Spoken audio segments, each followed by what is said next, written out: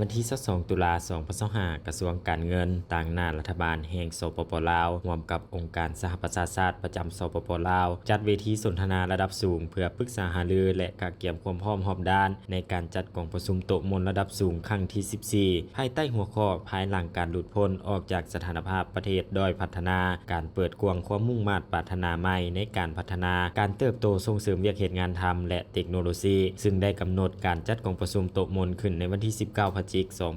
2025ที่นครหลวงเวียงจันทน์ให้เกียรติกล่าวเปิดกองประชุมโดยท่านสุริวัฒน์สุวรรณจุงคำรองรัฐมนตรีกระทรวงการเงินท่านบักโคเดียเบิกขนอผู้ประสานงานองค์การสหประชาชาติประจำสปปลาวมีผู้ตั้งหน้าจากบรรดากระทรวงแขนงการองค์การจัดตั้งสากลคู่ร่วมพัฒนา2ฝ่ายและหลายฝ่ายภาคเอกชนทางภายในและต่างประเทศองค์การจัดตั้งที่บ่สังกัดรัฐบาลเข้าร่วมเวทีสนทนาระดับสูงครั้งนี้บรรดาผู้แทนได้พร้อมกันสนทนาเนื้อในหัวข้อที่สำคัญเช่นบาท9อันสำคัญเกี่ยวกับอนาคตของการพัฒนาในสปปลาวปรึกษาหารือบรรดายุทธศาสตร์ที่สำคัญเพื่อกำหนดแนวทางการพัฒนาของสปปลาวภายหลังการหลุดพ้นออกจากสถานภาพด้อยพัฒนาการประกอบส่วนในขบวนการสร้างและการจัดตั้งปฏิบัติแผนพัฒนาเศรษฐกิจสังคมแห่งชาติ5ปีครั้งที่10การเกี่ยมความพร้อมเพื่อหลุดพ้นออกจากสถานภาพด้อยพัฒนาในปี2026และแถลงการเวียงจันทน์ฉบับที่3ในพิธีท่านสุริวัฒน์สุวรรณจุมคำได้กล่าวมีคำเห็นว่ากองประชุมโต๊ะมนระดับสูงครั้งที่14แม่นวิธีปรึกษาหารือที่สำคัญ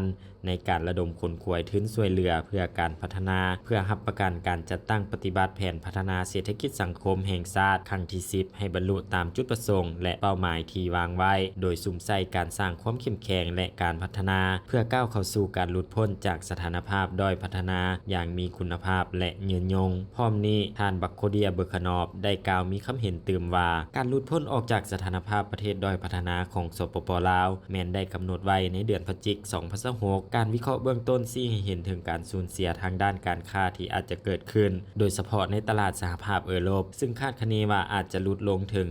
66.3 ล้านดอลลาร์สหรัฐแต่อย่างไรก็ตามการหลุดพ้นออกจากสถานภาพด้อยพัฒนาโมเมนต์จุดสิ้นสุดของการพัฒนาแต่เป็นการริเริ่มบริบทใหม่แห่งการพัฒนาการหันเปลี่ยนดังกล่าวจะนำมาซึ่งการสิ้นสุดมาตรการสนับสนุนสากลรวมทั้งสิทธิพิเศษทางด้านการค้าและการสนองทุนเพื่อการพัฒนาอย่างคอยเป็นคอยไปฉะนั้นเพื่อรับประกันการหลุดพ้นออกจากสถานภาพประเทศด้อยพัฒนาอย่างมั่นเที่ยงยืนยงและจะบ่กลับมาเป็นประเทศด้อยพัฒนาอีกเวทีปรึกษาหารือในครั้งนี้แม้นมีความสำคัญและเป็นสิ่งจำเป็นที่สุดที่พวกเขาจะร่วมกันกำหนดและขับเคลื่อนนโยบายให้เป็นรูปธรรมและเป็นนโยบายที่รับใช้ผลประโยชน์ของประชาชนปรับปรุงเวียกงานการร่วมมือเพื่อการพัฒนาของสปปลาวให้ก้าวเข้าสู่ล่วงเลิกเพื่อป้องกันผลประโยชน์ที่พวกเขาได้สู่ชนและญาติแยงมาได้อย่างลำบากทั้งเป็นการลดพรความเสี่ยงที่เกิดจากผลกระทบภายนอกไปพร้อมๆกัน